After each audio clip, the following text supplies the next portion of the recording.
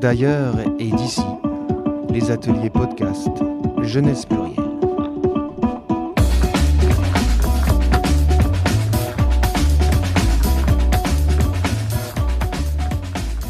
Bonjour, nous sommes les reporters de la Grange Belle à Paris 10e. Nous recevons aujourd'hui en interview Tatiana Bensafa de l'association Dans le genre égal.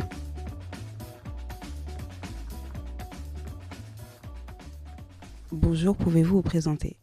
Alors du coup, je m'appelle Tatiana Bensafa, je suis chargée de mission égalité femmes-hommes dans l'association Dans le genre égal.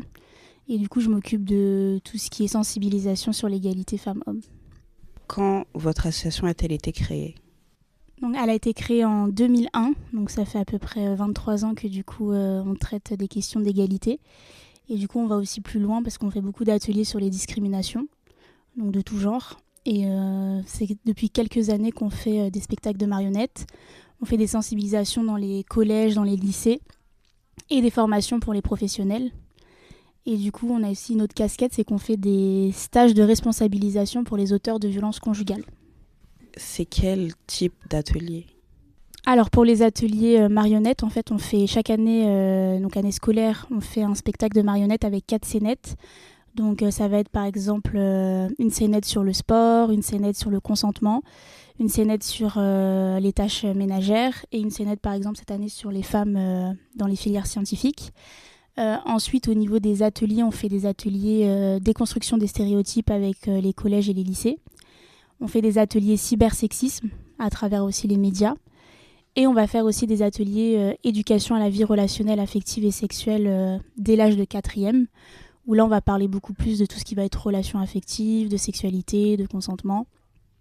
Et du coup, après, avec les adultes, ça dépend de la demande. On peut toujours adapter, mais ça peut être aussi les mêmes formats. C'est quoi un stéréotype sexiste ?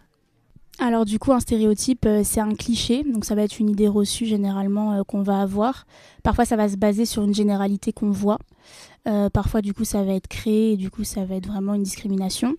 Et du coup, un exemple de stéréotype, par exemple, ça va être toutes les filles aiment le rose, tous les garçons aiment le bleu.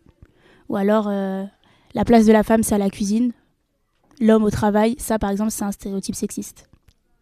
Et comment vous faites pour déconstruire ces stéréotypes ? Alors du coup, nous, nos ateliers, en fait, il faut savoir que du coup, moi, je suis sociologue, donc j'ai étudié le comportement des humains dans la société. Donc du coup, on a énormément appris de théorie, sauf que cette théorie, on ne peut pas forcément l'utiliser avec des élèves parce que du coup, ça va être des termes complexes et il faut des années pour comprendre ça. Donc en fait, ce qu'on va faire, c'est qu'on va faire un exercice où on va écrire tous les stéréotypes qu'on entend généralement sur les femmes au tableau, tous les stéréotypes qu'on entend sur les hommes et on va essayer de les expliquer. Par exemple, au niveau des couleurs, on va expliquer qu'à l'époque, en fait, c'était vraiment le contraire en France. Les hommes étaient beaucoup plus avec des couleurs roses et rouges et les femmes beaucoup plus avec du bleu. Par exemple, le cliché de la cuisine, on va essayer de remonter et on voit que d'un point de vue historique, les femmes ne travaillaient pas. Ou du moins, c'était un travail qui était invisibilisé, donc du coup, elles étaient beaucoup plus au foyer. Donc en fait, tout ça, ça va s'expliquer vraiment par notre histoire, ça va s'expliquer par la culture et ça va s'expliquer aussi par notre comportement.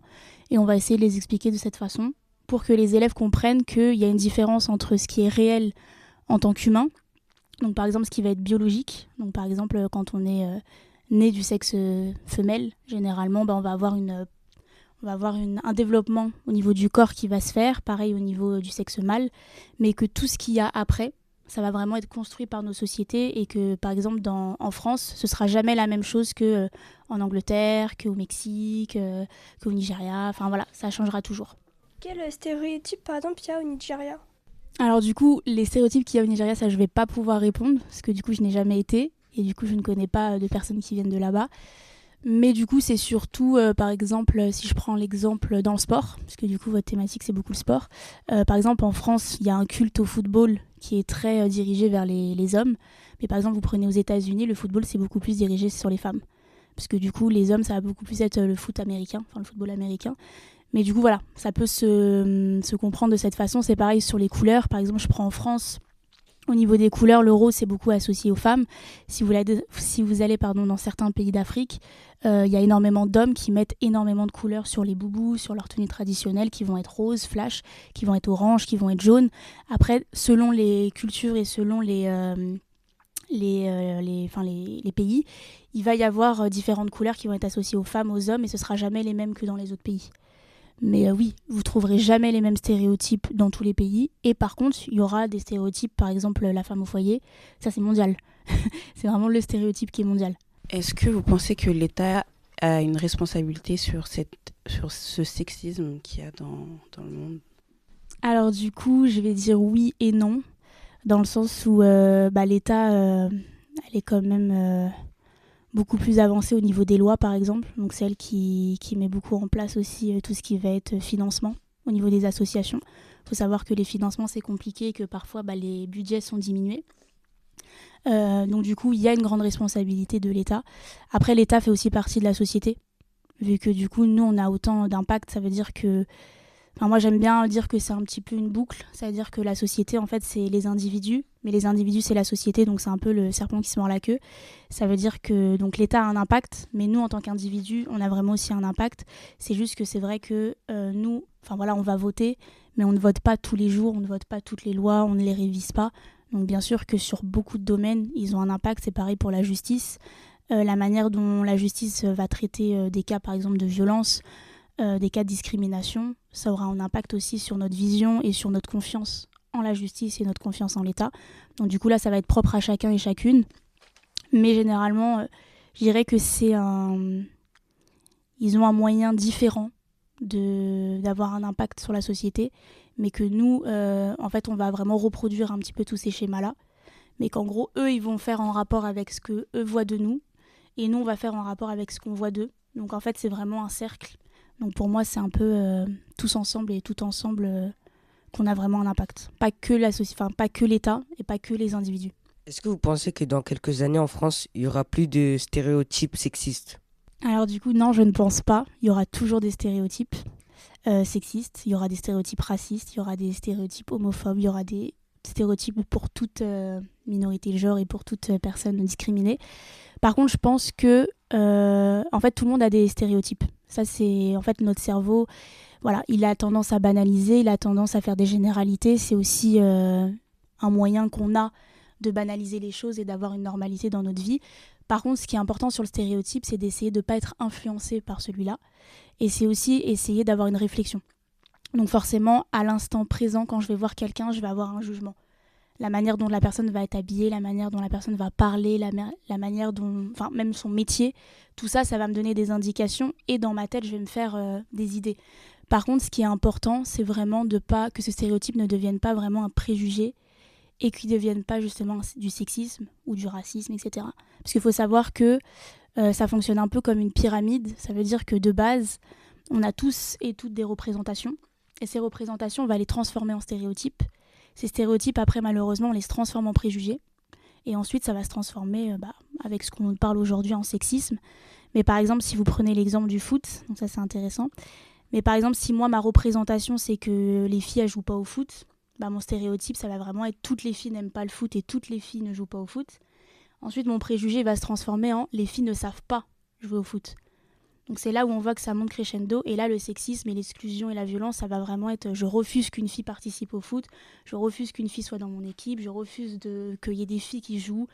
Donc voilà, en fait, ça monte crescendo. Donc il y aura toujours des stéréotypes, malheureusement. Mais c'est la manière dont on va s'en servir et la manière dont on va les déconstruire qui va vraiment avoir un impact sur nous. Quelle serait la chose la plus importante à faire pour déconstruire toutes ces inégalités, le truc qui est vraiment primordial? Alors déjà, si on part du principe de ce que nous on fait, c'est vraiment de sensibiliser au plus jeune âge. Parce qu'il faut savoir que les stéréotypes, ils arrivent même avant la naissance de l'enfant. Parce que, donc je ne sais pas si vous connaissez, mais depuis quelques années, il y a une fête un peu américaine qui est arrivée en France, donc la baby shower. Donc déjà, on voit que là, c'est déjà très genré. Et en fait, toutes les attitudes qu'il va y avoir dès qu'on va connaître le sexe de l'enfant dans le ventre de la mère, déjà, ça commence. Déjà, les stéréotypes commencent. Déjà, la vision qu'on va avoir, la manière dont on va faire la chambre, les vêtements qu'on va acheter, les jouets qu'on va acheter, tout a déjà un impact sur sa vie. Ensuite, il faudrait vraiment qu'on arrive à sensibiliser tout le monde. C'est-à-dire que là, on fait beaucoup les élèves, parce que forcément, c'est facile de vous atteindre étant donné que vous êtes obligé d'aller à l'école. Mais c'est vrai que ce serait bien qu'on puisse sensibiliser les parents, tous les professionnels. En fait, il faudrait que chaque individu puisse être sensibilisé à ça et surtout puisse en fait faire un effort de comprendre en fait l'autre et d'essayer de se mettre à la place de l'autre. Parce que c'est pour ça que depuis toujours, il continue d'y avoir du sexisme, de l'homophobie, du racisme. C'est qu'en fait, les gens vont pas forcément penser à l'impact que ça va avoir sur l'autre et va aussi penser à son confort. Donc ne va pas penser en fait au bien-être de tout le monde. Mais du coup, c'est pour ça qu'il y a encore énormément de différences. Et c'est surtout aussi que les individus, on est dans une société où il y a toujours du pouvoir. Donc forcément, quand on n'est pas discriminé, eh ben, on va pas faire attention en fait aux personnes discriminées. Donc du coup, c'est là que c'est compliqué. Mais je pense sensibiliser et que tout le monde se pose des questions sur son comportement. Même moi, en étant sensibilisée, de me poser des questions tout le temps sur mon comportement, d'essayer de changer, d'essayer de voir ce qui est bien, ce qui est mal, et surtout d'écouter aussi. Par exemple, je prends l'exemple des blagues. Quand on entend des blagues racistes, des blagues sexistes, si j'ai une personne autour de moi qui est concernée par cette blague et qui me dit « bah moi, ça m'a vexée », c'est pas normal que je lui dise « bah non, c'est rien, c'est une blague ».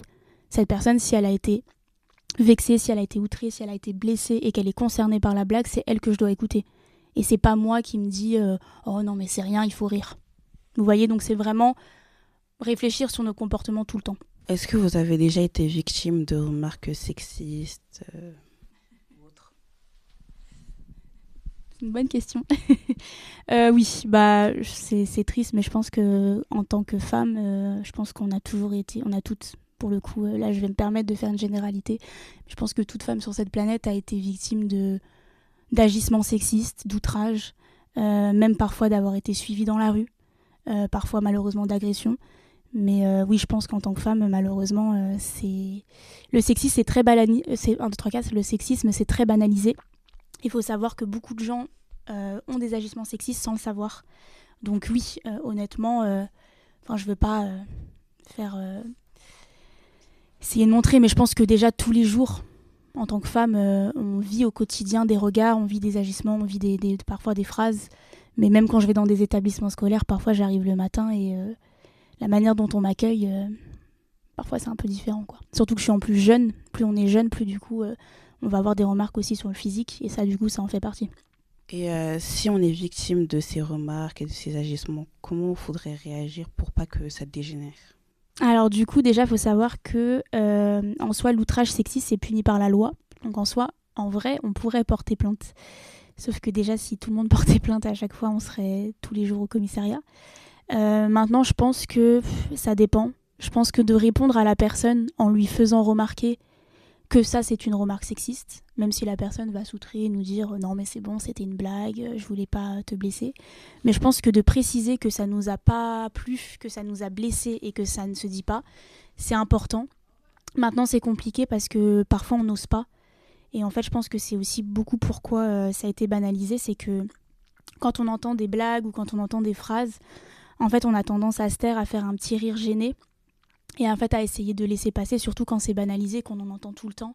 On se dit non mais de toute façon, est-ce que je vais vraiment réagir à ça ? Donc par exemple, moi j'ai ma tante du coup qui est beaucoup victime de racisme et en fait elle entend des blagues tout le temps sur son origine. Et en fait, elle m'a dit, en fait, si je dois réagir, je réagirai tout le temps. Et je passerai mon temps, en fait, limite à rééduquer les gens. Donc, en fait, malheureusement, je trouve qu'on a tendance à laisser passer. Parce qu'en fait, on en a marre. Et parce qu'en fait, on est fatigué. Et parce qu'en fait, on se dit que c'est pas à nous de faire ça. Mais je pense que c'est bien de répondre, si on y arrive. De dire que ça, c'est pas normal. Et vraiment d'expliquer qu'en fait, tout ça, c'est puni par la loi. Qu'en fait, c'est des agissements sexistes. Que c'est totalement immoral et pas normal. Et du coup, avoir après ce que l'autre répond. Et des fois, ça peut créer un débat et ça peut aussi faire apprendre à la personne que c'est pas bien. Parce que je pense qu'on a tous dit des fois des phrases qui étaient pas bien. Mais du coup, on apprend en grandissant, quoi. Mais du coup, est-ce que vous, quand ça vous arrive, vous réagissez à chaque fois ? Alors du coup, avant, je réagissais pas à chaque fois. Parce que du coup, j'étais une fille qui était assez timide, qui était assez réservée. Et en fait, il y a exactement... Quand je suis rentrée en master, je pense que là, j'ai été vraiment dans une revendication et j'étais vraiment... En fait, c'est là où j'ai quand même assumé mon côté, où je voulais vraiment défendre les inégalités. J'ai aussi assumé le fait d'être donc une femme féministe. Et du coup, c'est là où j'ai commencé à me dire que j'allais réagir. Et en fait, Je dirais pas que je réagis tout le temps parce que peut-être que des fois quand on connaît quelqu'un ou surtout quand on est dans un domaine professionnel, par exemple j'ai l'association derrière moi, donc des fois je vais essayer quand même de me canaliser. Mais en général par contre je réagis toujours à dire alors ça du coup c'est une phrase qui est pas normale parce que du coup si j'avais été un homme vous me l'aurez pas dit, ou alors du coup je dirais que c'est assez déplacé, donc du coup j'essaye de réagir, mais c'est vrai que je pense qu'il y a des moments où je laisse un peu passer. J'essaie en grande généralité de réagir, mais selon la personne qui est en face, c'est vrai que parfois on fait un petit rire gêné et on essaye de contourner. Est-ce que vous avez déjà assisté à un stéréotype sexiste autour du sport? Autour du sport, oui, assez souvent. Du coup, je l'ai même vécu étant donné que je suis une fille. Si on prend juste à l'école primaire, juste le fait que les filles on soit toujours choisies à la fin. Quand on fait les équipes, le fait qu'en fait, on nous refuse l'accès au terrain de foot, au terrain de basket, au ping-pong, au tennis, ça dépend ce qu'on avait. Nous, c'était ping-pong, basket et foot. Je sais que je l'avais vraiment, je l'ai très mal vécu. Il faut savoir que carrément, j'avais été avec des copines voir, la directrice ou le directeur, je ne m'en rappelle pas, pour leur dire que c'était pas normal. On m'a pas vraiment écouté à cette époque, c'était il y a longtemps quand même. Mais oui, au quotidien, et je le vois encore aujourd'hui quand je vais dans les collèges et les lycées, qu'il y a des filles qui font du sport depuis des années, donc qui font la même pratique de sport, ça va être la boxe, ça va être du foot ou autre, et qui vont toujours être considérées comme inférieures. Ça veut dire que j'entends beaucoup de garçons, alors que par exemple, qui n'ont jamais fait ce sport en question. Si je prends par exemple l'exemple que j'ai eu l'autre fois, au niveau de la natation, au niveau de courir, donc j'avais 2 filles, une qui faisait de la natation et une qui courait. Et en fait, les garçons qui n'avaient pas fait ce sport disaient « Ah oui, mais je suis sûre que quoi qu'il arrive, je vous bats ». Alors qu'en fait, si on fait un sport depuis des années, on a quand même une capacité qui est beaucoup plus importante. Moi, par exemple, selon le sport que je vais faire, il y a une personne, si elle commence, elle va pas forcément être beaucoup plus forte que moi, que ce soit une fille ou un garçon.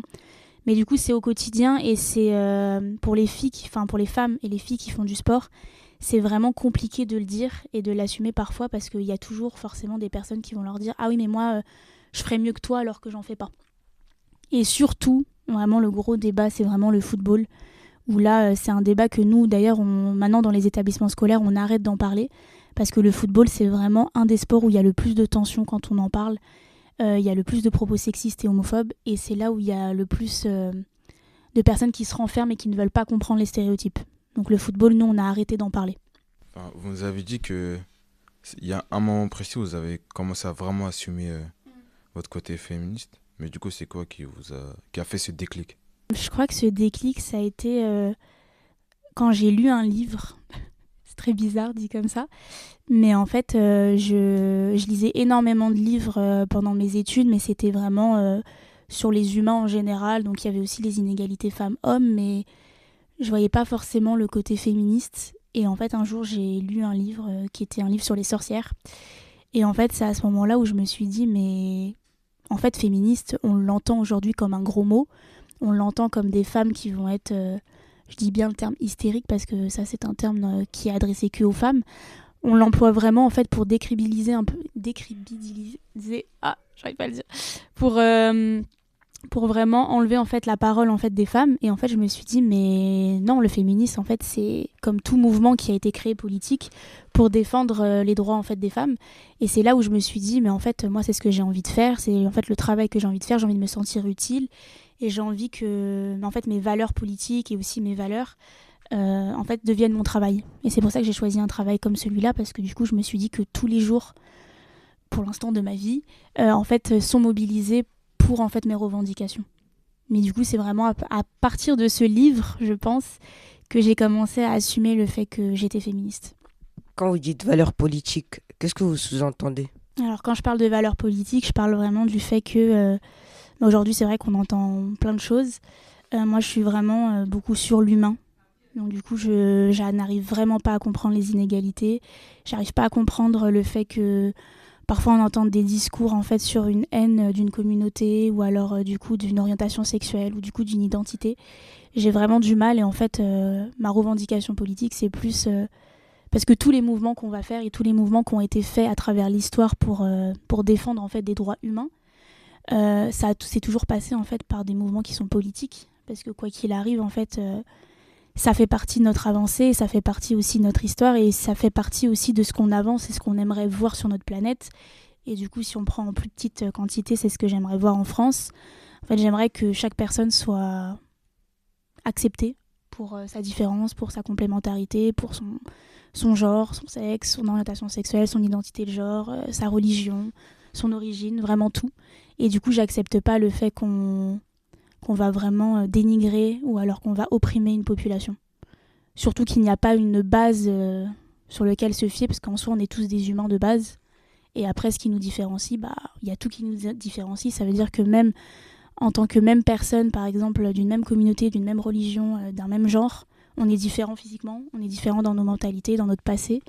Et du coup, j'aime pas le fait qu'on opprime des personnes. Vous pensez ça légitime que les hommes soient plus payés que les femmes dans le foot? Alors, je trouve pas du tout ça légitime. Par contre, je sais que ça s'explique par plein de facteurs. Dans le sens où, de base, c'est vrai que le sport, c'était beaucoup plus des hommes qui étaient mis en avant, mais c'était surtout aussi qu'il y avait des hommes avant. Donc, en fait, les femmes ont dû faire leur place dans le sport au fur et à mesure. Maintenant, je sais qu'il y a énormément de choses qui se mettent en place et qu'on voit beaucoup plus de sports dits masculins à la télé, ce qui fait que forcément, l'audience est beaucoup plus importante. Les sponsors aussi sont beaucoup plus importants, il y a beaucoup plus de financement dedans. Donc en fait, c'est ce qui va expliquer vraiment une grande différence entre du coup, les sportives et les sportifs, surtout par exemple en rapport avec le foot. Donc en fait, tout ça, ça s'explique par ça. Après, est-ce que je trouve ça légitime? Non. Mais est-ce que je trouve ça aussi légitime qu'il y ait des salaires aussi importants? Pas forcément. Mais c'est vrai que ça s'explique pour ça en fait. C'est qu'on ne peut pas revenir sur quelque chose où forcément, selon le sponsor, c'est lui qui ramène l'argent, c'est lui qui va s'intéresser, c'est lui aussi qui va choisir. Donc là, c'est vrai que c'est compliqué et c'est quand même triste de voir qu'il y a certaines sportives qui ne peuvent pas vivre simplement de leur sport en tant que professionnels, mais qui ont un travail à côté parce que le salaire, en fait, ne leur suffit pas. Mais qu'il y a des footballeurs, par exemple, que juste en ayant fait une année de foot, peuvent peut-être vivre jusqu'à la fin de leur jour sans travailler, quoi. Donc c'est vrai qu'il y a quand même une grande différence. Après, il n'y a pas que le foot, il y a aussi d'autres sports. Mais je pense que tout ça, oui, ça va s'expliquer à travers ça. Et pas forcément au talent, d'ailleurs. Et qu'est-ce que vous pensez qu'au JO, il y a certaines sportifs qui n'ont pas eu le droit de courir avec le voile? Alors ça, du coup, ça vient aussi avec la réponse que j'ai eue avant sur mes valeurs politiques. C'est que je ne comprends absolument pas pourquoi, du coup, c'est interdit. Sachant que la tenue vestimentaire... dans un sport, tant qu'on peut faire son sport, on y va. Mais ça, sur les femmes, il faut savoir qu'au niveau des tenues vestimentaires, il n'y a pas que le voile, il y a aussi le fait qu'il y a des femmes qui voulaient, par exemple, être assez couvertes. Donc, je prends avant, elles étaient, par exemple, si je dis pas de bêtises, c'était tout ce qui était volleyball. Donc, elles étaient parfois en culotte à l'époque, elles demandaient d'être en short ou elles demandaient d'avoir un truc plus long et qu'on ne voulait pas. Et je ne sais pas si vous avez remarqué aussi, mais la manière dont les Jeux Olympiques, ça a été filmé, on voit que sur les femmes, on montre énormément le corps. Donc du coup, bien sûr que le corps des femmes et des hommes qui sont sportifs et sportives, c'est leur outil de travail. Mais c'est vrai qu'on voit qu'il y avait beaucoup plus une accentuation sur les fesses, sur les poitrines des femmes, vraiment faire des zooms. Et du coup, c'est là qu'on voit qu'en fait, c'est ce qui fait vendre pour eux, c'est ce qu'ils souhaitent montrer. Donc du coup, le fait de mettre des personnes qui vont être couvertes et du coup des personnes qui ont le voile, ils n'ont pas envie parce que du coup, forcément, ils se disent que ça va pas vendre. Et en même temps, je pense qu'il y a énormément de racisme caché derrière, parce que du coup, c'est pas forcément la laïcité. La laïcité, c'est autre chose. La laïcité, ça va être le respect de chaque religion. Alors bien sûr, dans certains domaines, je peux comprendre le fait que du coup, personne n'ait le droit de montrer quelque chose de religieux, mais par exemple, dans une pratique sportive qui est mondiale, et du coup, que tous les pays, que toute personne de tous les pays viennent, il faudrait quand même qu'il y ait... un moyen en fait de respecter chaque coutume, chaque culture, chaque religion qui viennent et que tant que ça n'entache pas par exemple au sport, je prends l'exemple par exemple du tir à l'arc. Moi j'ai fait beaucoup de tir à l'arc. Le tir à l'arc par exemple, c'est vrai qu'au niveau du haut, il faut pas qu'on ait quelque chose qui soit on va dire qui soit bouffant parce que du coup il faut pas que la corde s'attrape en fait à notre t-shirt. Donc c'est pour ça qu'ils mettent énormément de hauts qui sont moulants. Mais je veux dire, si après tout le reste est large, ou alors du coup sur le visage il y a un voile, au contraire, ça protège les cheveux et ça protège que les cheveux n'aillent pas, par exemple sur la corde. Mais du coup sur plein d'autres sports, je prends la natation. La plupart des professionnels, ils vont pas être en bikini. Généralement, ils vont avoir une combinaison. Donc si la personne elle a par exemple un burkini, je vois pas ce qui dérange. on peut pratiquer le sport avec un voile et on peut pratiquer un sport sans voile, et il faudrait laisser les personnes s'habiller comme ils et elles veulent et ne pas leur les imposer, clairement. Donc non, je suis totalement contre cette idée d'interdire aux femmes de ne pas mettre leur voile pendant leur activité sportive, mais aussi pour tout en fait. Parce qu'en soi, on a le droit quand même de s'habiller comme on veut. Est-ce que votre association fait de l'inclusion par le sport ? Alors du coup, donc comme j'ai dit, nous on essaye de s'adapter. Donc c'est vrai que cette année, comme c'était l'année des Jeux Olympiques, on a énormément de choses par rapport au sport. Donc tout à l'heure, je ne l'ai pas précisé, mais on a aussi une caravane féministe. Donc en fait, c'est une caravane qu'on monte dans l'espace public ou dans les cours de récré. Et en fait, à travers cette caravane, on met beaucoup de jeux de société. Donc on a la roue de l'égalité, on a un quiz qu'on a créé avec ma collègue Berivan sur les femmes dans le sport. On a aussi une activité sur les chansons sexistes, on a, comme je l'ai dit, la roue de l'égalité, on a vraiment des photolangages pour essayer de deviner le métier et le sport de chaque personne. Donc pour qu'on se rende compte qu'on a énormément de stéréotypes et que les hommes vont être placés sur des sports dits masculins et les femmes sur des sports dits féminins. Mais nous, on fait exprès que ce soit le contraire pour justement éveiller un peu les consciences. Mais le sport, on ne fait pas énormément d'ateliers à proprement parler sur le sport. Mais cette année, c'est vrai qu'on a répondu à énormément de demandes comme celle d'aujourd'hui. On a créé un jeu sur le sport, on a acheté quelques jeux de société en rapport avec ça. Et on a essayé quand même de se mettre un peu au goût du jour parce que c'est vrai qu'on nous demandait beaucoup. Mais sinon, on n'a pas vraiment d'atelier. Mais on en parle pas mal pendant la déconstruction des stéréotypes. Quel est le jeu sportif ? Alors du coup, on a un jeu de loi qui est sur des femmes sportives. On a un jeu en fait sur un jeu télé, un jeu télé qu'on a créé avec des buzzers télé. Donc en fait, le principe c'est vraiment de s'affronter. Et en fait, on a créé en fait un quiz sur plusieurs questions. Donc on va parler du sport en général, on a parlé des JO, on a parlé de certaines dates, on a parlé des femmes dans le sport. Et du coup, on fait aussi des débats ouverts. Par exemple, comme un peu les questions qu'on se pose en ce moment. Par exemple, pourquoi il y a moins de femmes dans le sport ? Pourquoi est-ce que les filles font beaucoup moins de foot dans la cour de récré ? Donc on essaye vraiment d'ouvrir ça. Mais du coup, le principe, c'est un buzzer, c'est un jeu télé sur les femmes dans le sport. Un jour, je parlais avec un camarade à moi et qui était d'origine algérienne. Et il m'a dit, vous les Noirs, vous méritez pas l'indépendance parce que vous êtes juste sortis dans la rue avec des pancartes alors que nous, on a vraiment fait la guerre. Qu'est-ce que vous en pensez ? Comment j'aurais dû réagir ? Ça veut dire que même quand on est quelqu'un de racisé, généralement, on peut être aussi raciste et avoir des propos racistes parce que parfois, c'est là où il y a la limite.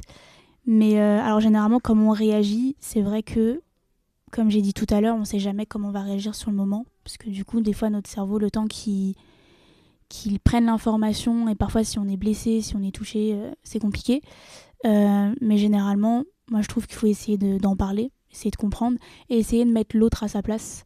Ça veut dire de dire, est-ce que aujourd'hui, en tout cas, du coup, là, en l'occurrence, la personne était algérienne. Donc, je connais très bien, du coup, c'est mon origine.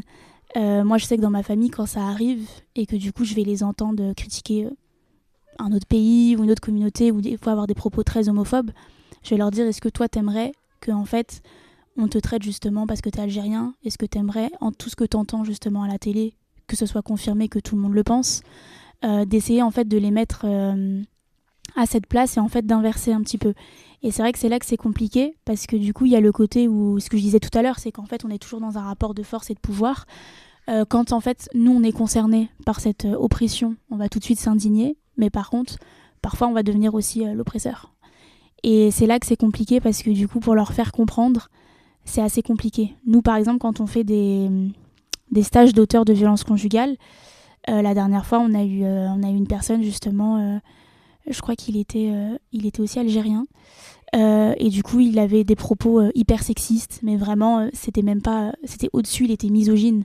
Donc la misogynie c'est clairement la haine des femmes, donc là on est vraiment au-dessus, où pour lui voilà, les femmes elles étaient totalement inférieures, elles servaient à rien sauf à obéir à l'homme, à lui servir.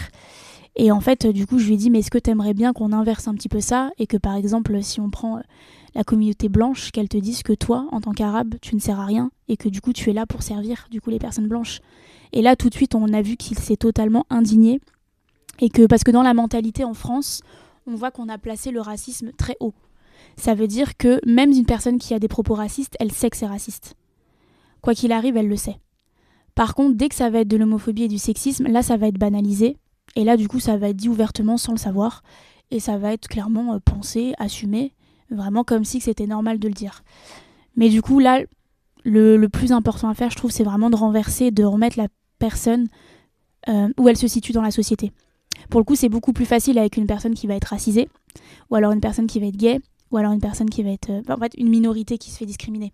C'est vrai que si vous avez un gros cliché devant vous, une personne blanche, hétérosexuelle, homme, pour du coup lui faire comprendre ça, vous pouvez pas en fait toucher, on va dire, à sa sensibilité et à son identité. C'est vrai que vous pouvez pas lui dire, bah toi t'aimerais bien que en tant qu'homme blanc hétéro on te dise ça, parce que généralement c'est pas quelqu'un qui va avoir entendu énormément de discrimination sur lui. Mais du coup ça va être ça. Moi je trouve c'est de renverser, de remettre un petit peu la personne sur son identité, de lui dire bah par exemple voilà, toi tu as déjà vécu du racisme, on devrait s'entraider parce que du coup on en vit ensemble, en l'occurrence dans ton exemple à toi, et que du coup d'ailleurs faire la guerre et sortir avec des pancartes, c'est exactement, on va dire, c'est un mouvement politique en fait. Et en plus, les personnes noires ne sont pas simplement sorties avec des pancartes. Donc il y a toute une histoire derrière. Et ça, c'est aussi hyper important de connaître son histoire pour pouvoir aussi la dire aux gens. Ça veut dire que aux États-Unis, par exemple, à l'heure actuelle, il y a encore énormément de personnes noires qui se font tuer. Il y a encore énormément de personnes noires en fait qui se font vraiment discriminer, enfin qui ont peur d'aller dans certains quartiers, qui ont peur d'aller dans certains endroits du pays par rapport aux personnes qui y a là-bas, donc les suprémacistes blancs. Par contre, du coup, ils n'ont pas fait la guerre, certes, mais ça a été une forme de guerre. C'est pas la même vision, c'est pas comme par exemple la guerre d'Algérie, mais ça a été quand même une guerre civile, ça a été quand même, c'est pas sortir qu'avec des pancartes et attendre sagement. Donc je pense que c'est bien de remettre l'histoire au goût du jour, de redire ce qui s'est passé et surtout de mettre la personne en fait, au fait de son identité et de dire qu'elle est aussi victime que nous. Donc en fait, ça serait bien de s'entraider et pas justement de se mettre des bâtons dans les roues. Mais ça, malheureusement, le faire comprendre, il faut réussir à tomber sur une personne qui est ouverte à la discussion pour pouvoir parler. Et généralement, si c'est une personne qui se met juste à continuer de dire des insultes et du coup qui ne parle pas, c'est que cette personne n'est pas très intelligente déjà. Et par contre, on a le droit de porter plainte. En soi, on a le droit de porter plainte et plus on va le faire et plus la personne aura un casier plein et à un moment donné, elle va peut-être se poser des questions. Donc ça dépend. Le mieux, c'est de réussir à avoir une personne avec qui on peut parler et l'autre cas, là, c'est un peu plus complexe. Parfois, honnêtement, on s'en rend pas compte, mais on tombe sur des personnes qui, je me permets de le dire, qui sont limite bêtes. Et des fois, en fait, la conversation, là, elle n'est pas du tout possible. Mais des fois, quand on va réussir à... Surtout, aussi, ce qui est important, je pense, et réussir à faire, et moi, j'ai beaucoup travaillé dessus, c'est surtout de réagir calmement. Ça veut dire, en fait, de ne pas passer tout de suite en criant. Parce que dès que quelqu'un va crier, c'est que déjà... on voit que la personne elle a été touchée, ce qui est logique parce qu'on a le droit d'être touché par une violence qu'on vient d'entendre, puisque je rappelle que c'est aussi de la violence, c'est la violence verbale, voire psychologique, parce qu'on touche quand même à du racisme et à une volonté en fait de domination, mais surtout de parler calmement et en fait de montrer que notre discours est beaucoup plus logique que le sien. Et dès que vous allez entendre la personne dire oui c'est vrai mais bon, vous voyez que là, les portes battantes se sont ouvertes et que vous avez réussi à rentrer et là, vous pouvez avoir une conversation avec la personne. Si la personne, tout de suite, elle continue à vous dire « oui, mais en même temps, vous êtes ça, vous êtes ça, vous êtes ça », là, ça sert à rien. C'est une personne, en fait, qui, clairement, ne réfléchit pas. C'est une personne qui a juste envie, en fait, de déverser un peu de la haine et c'est une personne, je pense, qui est très mal dans sa peau et, en fait, qui déverse de la haine et qui, j'espère, ne saura pas écouter. Mais, en fait, il y a aussi, des fois, l'immaturité de l'âge. Et parfois, c'est pas l'immaturité de l'âge parce qu'on tombe sur des personnes qui sont adultes et qui sont assez âgées. Donc ça dépend de chaque contexte. Et est-ce que pour vous, ça existe le racisme anti-blanc ? Alors pour moi, non, ça n'existe absolument pas. Je pense que il faut vraiment faire attention. Surtout en France, on a des mots. Et en fait, ces mots, ils ont une valeur par rapport à d'autres pays. Nous, on a énormément de mots pour parler des choses et pour vraiment se faire comprendre. Le racisme de base, c'est, alors je dis créer, le terme créer, pour montrer que il y a eu une discrimination et que les personnes ont créé une hiérarchie qu'on appelait avant des races. C'est pour ça qu'on dit racisme. En France, aujourd'hui, nous, on ne parle plus de race, contrairement par exemple aux États-Unis. Mais du coup, généralement, c'est une oppression sur une population. Et généralement, ce ne sont pas les personnes blanches qui vont avoir une oppression. Par contre, il peut y avoir des personnes qui vont détester les personnes blanches, qui vont les haïr, qui peuvent en violenter, dans le sens où d'un point de vue familial, ils ont vécu des choses et qu'après, ils vont avoir une haine. Mais ça n'empêche que ce n'est pas du racisme. Parce que du coup, le racisme, là, pour le coup, ça va être vraiment une haine. Par exemple, on a parlé à travers des Arabes, à travers des personnes noires. Ça va vraiment être de la violence au quotidien, ça va être de la discrimination au quotidien, que ce soit au travail, que ce soit quand on rencontre les personnes, que ce soit juste un truc tout bête, aller dans les transports. Il y a des personnes qui vont pas s'asseoir à côté d'une personne noire ou une personne arabe parce qu'ils vont en avoir peur. Et c'est là où aussi on voit que les stéréotypes, ça joue. Donc en fait, non, une personne qui est victime de racisme, du coup autre que blanc, parce que blanc ne peut pas être victime de racisme, va vivre beaucoup plus de violence qu'une personne qui est blanche. Moi, par exemple, je suis physiquement, vous me voyez, je suis blanche. Pourtant, je ne suis pas du tout blanche. Hein, j'ai des origines, du coup, je suis maghrébine. Mais ça ne se voit pas. Et par rapport aux membres de ma famille qui, eux, sont tous typés maghrébins, eux ont vécu ouvertement le racisme. Moi, honnêtement, je ne l'ai pas vécu directement face à moi. Je l'ai entendu par rapport à des gens de ma famille. Je l'ai entendu par rapport à des amis, par rapport à plein de gens. Mais jamais on l'a dirigé sur moi précisément. Et ça a été aussi très compliqué pour moi de le comprendre parce que j'avais ce qu'on appelle un peu le privilège blanc. Parce que du coup, moi, quand j'entendais mes frères parler de ça, je me disais, mais attends, moi, j'ai jamais vécu ça, pourtant, je suis aussi arabe. Et en fait, parce que à un moment donné, je me suis dit, mais c'est vrai que physiquement, je ne ressemble pas à une maghrébine dans ce qu'on se dit. Et en fait, je ne l'ai jamais vraiment vécu. Et d'ailleurs, j'ai énormément de personnes qui se sont permises à côté de moi ouvertement de parler par exemple de personnes arabes mais d'un point de vue très raciste. Et moi ce que j'adore faire à la fin c'est de dire bah du coup moi je suis algérienne et c'est un peu bizarre ce que tu dis. Et là tout de suite ils sont très mal à l'aise. Donc non, pour moi le racisme anti-blanc n'existe pas. Et c'est comme le sexisme. Le sexisme c'est de montrer une hiérarchie par rapport au sexe où généralement l'homme va dominer et la femme va vivre les inégalités. Donc du coup le sexisme est beaucoup plus dirigé sur les femmes. Ça ne veut pas dire qu'ensuite il n'y aura pas de violence ou alors de stéréotypes genrés sur les hommes qui font que vous êtes aussi victime d'un côté un peu systémique des stéréotypes. Mais on ne sera pas victime de la même façon dans notre société et surtout dans le monde. On l'entend quand même ouvertement. On entend les violences faites aux femmes, les violences sexistes et sexuelles, mais on n'entend pas les violences faites aux hommes. Pas parce qu'il n'y en a pas, mais parce que du coup ce n'est pas systémique et ce n'est pas mondial. Donc non, c'est vraiment pour moi... Il n'y a pas de débat possible sur ça. Le racisme anti-blanc n'existe pas. Mais du coup, vous pensez que s'il n'y avait pas eu la colonisation, il n'y aurait pas cette hiérarchie des races ? Enfin, en tout cas, à travers mes études, on peut voir qu'il y a toujours cette volonté humaine de pouvoir et de dominer. Du coup, ça s'est fait aussi au niveau... voilà, le fait que, comme on a parlé de la colonisation, je pense qu'il y aurait forcément eu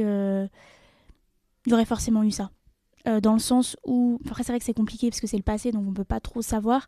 Mais je pense que juste le fait d'aller dans les autres pays, de piller, de prendre ce qu'on a à prendre et justement de rendre en esclave et de rendre en tant qu'objet, et justement ce qu'on disait en tant que meuble, du coup là, les personnes noires, il y avait vraiment en fait cette volonté de domination.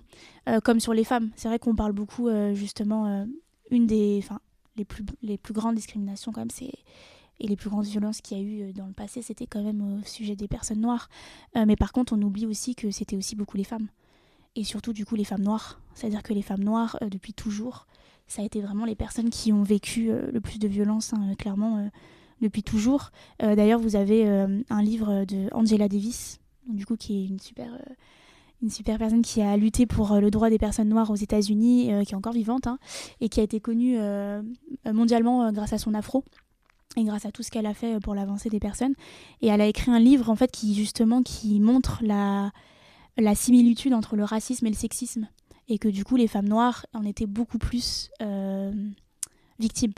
Parce que du coup, au niveau de la hiérarchie, en fait, il y a dans la domination, même en tant que personne, par exemple, si on prend le temps de la colonisation, par exemple, les personnes qui étaient dans les maisons, donc les esclaves de maison, par exemple le majordome, était au-dessus des esclaves, par exemple, des champs. Même là, en fait, ils créaient des hiérarchies. Ce qui fait qu'on avait parfois des personnes noires, telles que par exemple les majordomes, qui allaient en fait dominer les autres. C'est eux qui allaient dicter les choses aux autres. C'est eux qui allaient en fait les faire obéir. Et en fait, même là, il y a eu des hiérarchies. Et en fait, les femmes, généralement, étaient beaucoup plus victimes. Et alors ça, après, ça dépendait en fait des endroits. Mais il y a toujours eu, et c'est pareil au niveau des femmes, si on voit par exemple au niveau du sexisme, par exemple une femme blanche, va être victime de sexisme, une femme noire va être victime de sexisme et de racisme, et une femme, par exemple, je vais prendre musulmane, va être victime de sexisme, racisme, d'islamophobie. Et si vous prenez une femme noire, musulmane, voilée, là, elle va être victime de sexisme, racisme, islamophobie, et elle sera en dessous encore d'une femme maghrébine. En fait, il y a vraiment une hiérarchie qui se crée, et du coup, on se rend compte que c'est vraiment systémique, c'est tout le temps, en fait, les mêmes personnes qui sont dirigées aux mêmes endroits. En fait, c'est un petit peu une espèce de je sais pas comment on appelle ça, quand on gagne en sport et qu'on monte sur des numéro 1, numéro 2, des classements, des podiums. En fait, il y a des podiums où en fait, il va y avoir un ordre où les personnes seront beaucoup plus discriminées. Donc du coup, oui, c'est toujours un peu ça. Après, est-ce qu'il y aurait eu ça? Je ne sais pas, parce que regarde, il y a eu d'abord les personnes noires. Ensuite, si on prend en Europe beaucoup plus récemment, et je le rappelle, c'était même pas il y a 100 ans, il y a eu, par exemple, avec les nazis, avec les personnes juives. Ça, c'était même pas il y a 100 ans. Enfin, en fait, c'est très très récent. Pour vous, je pense que ça paraît loin parce que vous êtes beaucoup plus jeune. Mais en fait, là, il faut savoir qu'il y a encore des personnes vivantes qui sont très vieilles, mais il y a des personnes vivantes qui ont vécu ça. Et là, c'est pareil, il y a eu vraiment le côté où ils ont parlé des races, et c'était la race blanche, blonde, aux yeux bleus, qui devait dominer par rapport aux autres. Voilà, donc voilà la race aryenne. Donc voilà, donc je pense que selon les pays, et là c'est vrai que c'est ce qu'on a entendu le plus, mais même parfois dans les mêmes pays et avec la même origine, il y a des hiérarchies. Par exemple, il y a des endroits où ils vont dire oui, dans ce peuple-là, c'est des sauvages, dans ce peuple-là, ils vont être civilisés. En fait, l'humain, il a toujours eu ce côté où il va dominer, où il va voler, où il va essayer de prendre ce qu'il a à prendre. Et surtout quand il y a de l'argent et qu'il y a la possibilité d'être plus riche, et on se rend compte qu'ils arrivent beaucoup plus en fait à mettre leur pouvoir en place. Donc du coup, je pense qu'il y aurait eu, quoi qu'il arrive, un moment. Est-ce que ça aurait été les personnes noires qui auraient été en premier? Ça, je ne sais pas. Mais oui, je pense que quoi qu'il arrive, à partir du moment où c'est les pays occidentaux et vraiment les personnes blanches qui ont réussi à avoir un peu tout ça, ils auraient fait avec n'importe quelle communauté. D'ailleurs, par exemple, ce qu'on oublie, c'est que le Black Friday, de base, ça vient de ça. Enfin, moi, je sais que du coup, je boycotte depuis quelques années, mais le Black Friday, ça vient en fait d'une époque où, à un moment donné, en fait, quand on n'arrivait pas à vendre certains esclaves, on faisait une espèce de promo. On faisait des soldes où en fait, on les vendait à plusieurs. Ça vient de là, en fait, le Black Friday. Et en fait, il y a énormément de fêtes, même aux États-Unis et plein de choses, où en fait, ça vient beaucoup de l'esclavage. Et en fait, on s'en rend pas compte. C'est pour ça, tout à l'heure, je vous disais, c'est bien d'essayer d'apprendre un peu son histoire, pas que de son pays, mais aussi de, par exemple, les États-Unis, de tout ce qui a été fait sur les personnes noires. Mais parce qu'en fait, on se rend compte que oui, il y avait un commerce important. Et même carrément, en fait, on leur faisait croire que c'était normal, dans le sens où on leur apprenait pas à lire. Ensuite, on a commencé à leur dire que c'était Dieu qui avait dit ça. Donc du coup, il y avait vraiment de la manipulation. Enfin, en fait, on leur disait que c'était écrit comme ça, qu'ils devaient obéir. Et en fait, avec toutes les violences qu'il y avait, il y en avait qui obéissaient. Forcément, qu'ils n'allaient pas forcément s'enfuir ou autre. Parce que quand on a été conditionné, et là, c'est là qu'on peut faire en fait la similitude avec les stéréotypes et l'éducation qu'on a. Quand on est conditionné et qu'on croit quelque chose, pour s'en libérer, c'est hyper compliqué. Donc en fait, vous avez énormément de personnes qui n'allaient pas pour autant s'enfuir. Parce que pour eux, en fait, ils ont été conditionnés à cette condition et ils se sont dit, en fait, ça c'est normal. Et heureusement qu'il y en a d'autres, en fait, qui arrivaient à essayer de s'enfuir, à partir, mais même les tresses dans les cheveux et tout ça, c'est aussi beaucoup de symboles pour pouvoir essayer de trouver un chemin, pouvoir s'enfuir. Enfin, en fait, il y a énormément de choses à savoir sur ça. Ce fameux débat, est-ce que le racisme blanc, ça existe ou ça n'existe pas, ma sœur, elle est rentrée un jour de l'école, elle m'a dit que oui, il y a une fille de mon école, elle pense que ça existe. Et moi, je lui ai dit, non, c'est illogique que ça existe, etc. Et puis, le lendemain, je suis retournée à l'école et je voulais en parler avec d'autres camarades. Je me suis dit qu'ils allaient tous être de mon côté, etc. Et il y en a 5 qui étaient de mon côté et il y en a d'autres qui m'ont dit, non, mais ça existe. Et parmi ces personnes, il y avait une personne qui était noire. Et elle me disait, non, mais à partir du moment où on dit sale blanc, c'est du racisme blanc. Et je lui dis, non, c'est illogique de se dire ça parce que le racisme, c'est beaucoup plus grand, c'est beaucoup plus ancré dans la société, c'est surtout beaucoup plus fort. Pour elle, c'était catégorique, ça ne pouvait pas changer. Comment je pourrais lui expliquer en lui donnant encore plus d'éléments que vraiment, c'est illogique? Je pense que déjà, pour expliquer, il y a un truc tout bête, c'est Google et mettre racisme définition. Et là, il va y avoir une définition avec écrit, je dis ça parce que je ne l'ai pas lu là, mais quelque chose avec domination, avec hiérarchisation des races. Ça va être quelque chose comme ça. Et juste dans ça, à partir du moment où il y a une hiérarchisation, déjà on voit que normalement on répond à la question. Maintenant, ça ne va pas répondre à la question de la personne parce qu'aujourd'hui, il faut toujours justifier. Et en effet, l'histoire, juste montrer à travers l'histoire. Et je pense ne pas retirer le fait que, comme tu l'as si bien dit, c'est que par exemple, si si par exemple la personne blanche, on lui dit ouais, t'es vraiment un sale blanc, tu sers à rien, nanana, etc. En fait, c'est pas du racisme qui vit. On est en train de l'insulter et il y a de la violence verbale. Mais on peut pas mettre le terme racisme qui a une histoire et qui quand même aujourd'hui montre en fait toutes les souffrances que beaucoup de communautés ont connues. Et c'est là en fait qu'il y a la différence. Moi je pense qu'il faut toujours... moi je sais que j'ai entendu par exemple, par exemple au niveau des hommes qui vont tout de suite se sentir indignés et dire oui mais nous aussi on va souffrir, nous aussi on a des inégalités. Alors en fait que pas du tout. Ils n'ont pas forcément d'inégalités. Mais par exemple je vais pas tout de suite démentir leurs propos. Je vais dire alors tu peux avoir des inégalités par rapport à un point de vue que tu vas avoir parce que aussi il y a la question de l'âge. Il y a la question de l'endroit où tu vis, il y a la question de ton origine, il y a la question de ta présumée religion selon l'aspect de la personne pour les gens. En fait, il y a beaucoup d'autres choses qui vont rentrer beaucoup plus en cause que par exemple le fait que quelqu'un soit sexiste envers un homme. Et en fait, le racisme, c'est pareil. Ça veut dire que ne pas tout de suite dire non, en gros, sale blanc de dire ça, c'est pas grave. De dire, en fait, sale blanc, ça peut être à la limite vu comme une insulte, parce que du coup, le but de dire ça, c'est d'insulter la personne directement sur ce qu'elle est. Donc, c'est comme si je disais, mais t'es vraiment nul, toi, tu vois. Mais par contre, de dire, on pourrait pas caractériser ça de racisme dans le sens, et c'est là que tu apportes après tout ce qui est historique, de dire que dans le sens, le racisme, il y a une hiérarchie des races. Donc, forcément, ça concerne des personnes qui ont été attaquées pendant des années. Et comme tu l'as dit, en fait, ça dépend du coup tes ancêtres, ça dépend beaucoup de choses. On n'a pas les mêmes vies. Maintenant, de dire, ok, de dire ça, c'est pas normal. Ça peut être une insulte, la personne peut mal le prendre parce que après, la personne, ce qu'elle ressent, nous, on peut pas dire qu'elle ressent quelque chose de bien ou mal. Ça, c'est la personne qui le ressent, on peut jamais parler à la place de quelqu'un. Mais par contre, de bien identifier le fait que, alors, ok, je l'entends, la personne, elle t'a dit une insulte pour toi, mais par contre, ce n'est pas du racisme. Et là, le racisme, on explique la définition. Tu vois, c'est comme si je dis à un gars t'es vraiment un mec débile. En fait là, c'est pas sexiste. Là je suis juste en train de l'insulter débile. Parce que du coup, est-ce que parce que c'est un homme, je devrais tout de suite dire que c'est du sexisme? Vous voyez? En fait, il n'y a pas un historique derrière. Mais par contre, c'est pas bien ce que je dis. Ça n'empêche que j'ai pas à le dire parce que c'est pas du sexisme. Non, c'est pas bien de le dire et du coup là je l'insulte. Donc c'est une insulte, donc c'est une violence verbale. Et c'est là où en fait je pense qu'il faut différencier. Mais jamais tout de suite dire... Quand la personne va vous avancer quelque chose, non, mais tout ce que tu dis, c'est faux. Là, la personne se ferme et vous ne pourrez plus lui parler. Mais essayez de prendre ce qu'elle dit et de dire, alors je comprends ce que tu veux dire, mais regarde, en fait, là, le terme sale blanc, ça veut dire que tu as voulu mal lui parler, donc tu as voulu attaquer sa personne, donc en fait, tu as voulu l'insulter. Donc là, c'était une insulte. Par contre, on ne peut pas mettre le terme raciste parce que tu te rends compte ce que tu es en train de mettre là en avant, c'est quand même un truc historique. C'est vraiment... non, si je prends les termes tout à l'heure qui n'étaient pas sale noir, mais qui étaient quand même un terme beaucoup plus important, pourquoi aujourd'hui on parle du fait qu'il y a le N-word et que du coup les personnes blanches n'ont pas à dire le mot, entre guillemets, nègre, parce que du coup il y a une histoire derrière, et parce que du coup il a trop été employé en fait. Et c'est pour ça d'ailleurs qu'on voit, vous savez, les rappeurs, je pense que vous écoutez un peu de rap peut-être, mais les rappeurs ils le reprennent entre eux. Ils vont se le dire entre eux.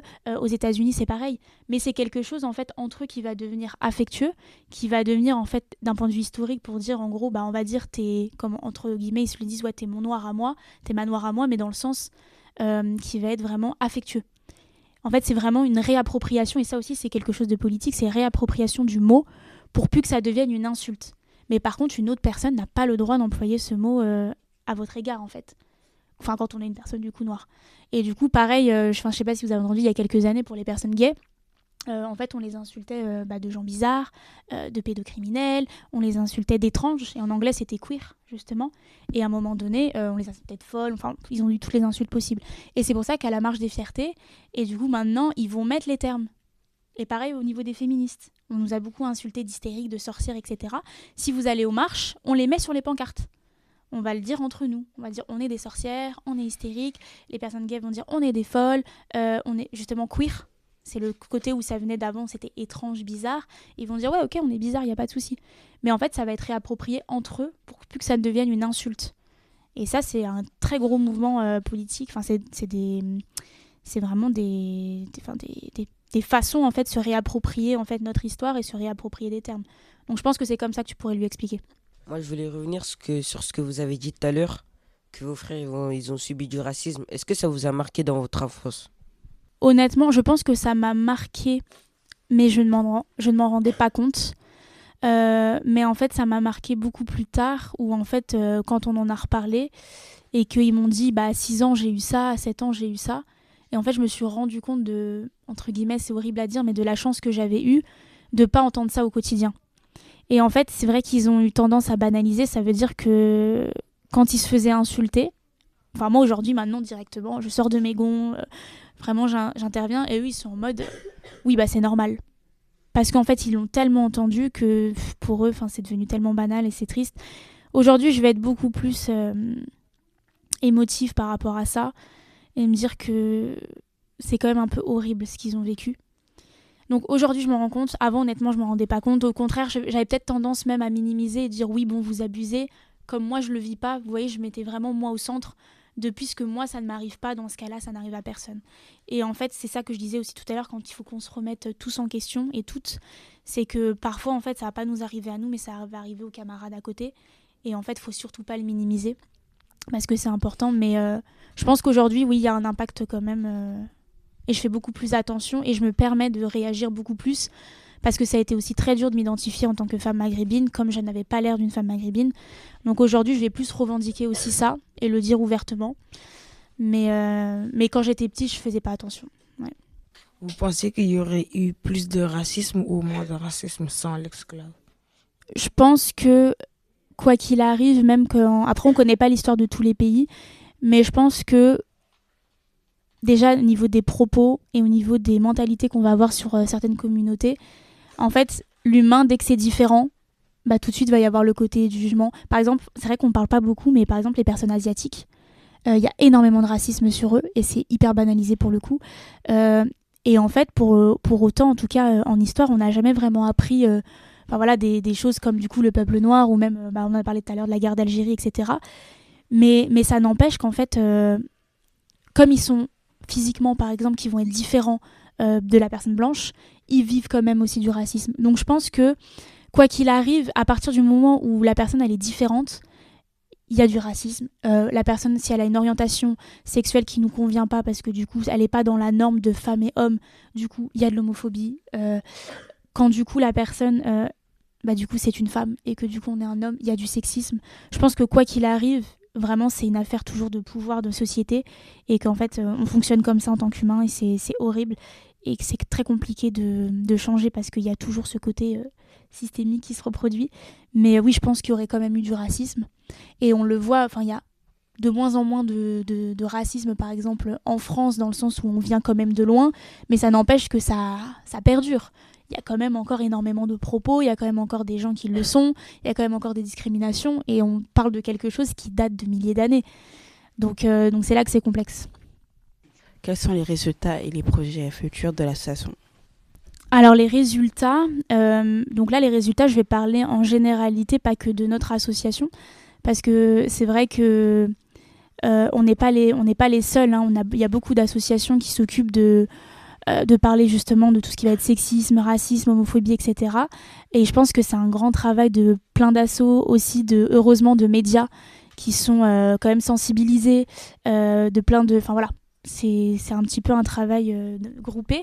Mais je pense qu'il y a quand même un bon impact des sensibilisations, parce que là aujourd'hui, quand maintenant je sensibilise des adultes et quand je sensibilise des jeunes, je vois qu'il y a un écart total, qui n'est pas forcément de l'âge, parce qu'on pourrait se dire justement que normalement, quand on est grand, on sait tout. Et je peux vous dire que quand je vais dans les classes, juste les termes stéréotypes, le fait d'avoir une réflexion sur ça, et le consentement, Le consentement, maintenant, tous les élèves, même en primaire, ils nous parlent de consentement. Et ça, c'est vraiment quelque chose qu'on a réussi, parce qu'aujourd'hui, on entend énormément de choses qui sont fausses sur les médias, de ce qu'on fait avec les enfants.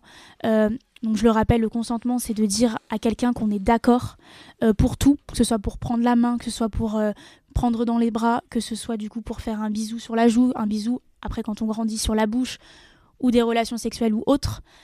C'est vraiment ça le consentement. Donc quand on fait avec des enfants, on leur parle beaucoup de pas prendre par les mains sans demander. Et cette année d'ailleurs, notre scénette, elle concerne le fait de pas toucher les cheveux.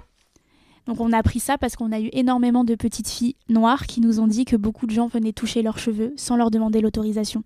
Et ça fait partie aussi du consentement. Donc du coup, on a fait passer ça par rapport aux cheveux pour ensuite parler de prendre dans les bras, des mains, etc. Et en fait, on se rend compte que tous les élèves, maintenant, ils parlent tout le temps du consentement. Ils disent qu'il faut être d'accord, ils disent qu'on n'a pas le droit d'intervenir. Et là, juste ça, déjà, on sait qu'on a quand même pas mal réussi. Que quand on parle à des adultes, donc là, adulte, je vais prendre plus de 30 ans, généralement, c'est assez compliqué et on voit que les stéréotypes sont beaucoup plus ancrés parce que ça fait plus longtemps. Et au niveau de la réflexion, c'est beaucoup plus dur pour eux. C'est beaucoup plus dur d'aller loin, d'interroger un peu leur comportement, plutôt que des jeunes. Ça, c'est clair. Après, les projets futurs de l'association, nous, c'est de nous développer toujours, c'est d'essayer d'être toujours à jour, parce que du coup, nous aussi, on essaye toujours de se mettre à jour. Faut savoir que comme on intervient beaucoup chez les jeunes, moi, je suis jeune, mais j'ai pas votre âge, donc j'essaie tout le temps d'être à jour, donc de regarder ce que vous regardez sur TikTok, de regarder ce que vous regardez sur les séries, pour essayer de comprendre aussi votre langage, parce que du coup, des fois, on vous comprend pas, et des fois, vous nous comprenez pas, c'est normal. Mais du coup, voilà, les projets, c'est vraiment qu'on s'agrandit de plus en plus. Là, on est en train de s'agrandir sur Lille et sur Lyon, mais pour les spectacles de marionnettes. Donc, on espère continuer, et en fait, nous, notre but, et d'ailleurs, notre phrase, c'est que le sexisme, il est partout, mais nous aussi. Donc on va jamais lâcher. Et du coup, on s'agrandit encore plus parce qu'on parle pas que du sexisme, mais on parle tout le temps de racisme, d'homophobie, d'islamophobie. On parle de toute en fait discrimination qui est possible. Et je pense que c'est ça aussi qui fait notre force. Et dans notre équipe aussi, on est vraiment diversifié. Et c'est ça qui fait notre force, c'est qu'on parle de toutes les inégalités et que toute personne se sent à un moment donné concernée. On peut vous applaudir. Merci. Merci beaucoup.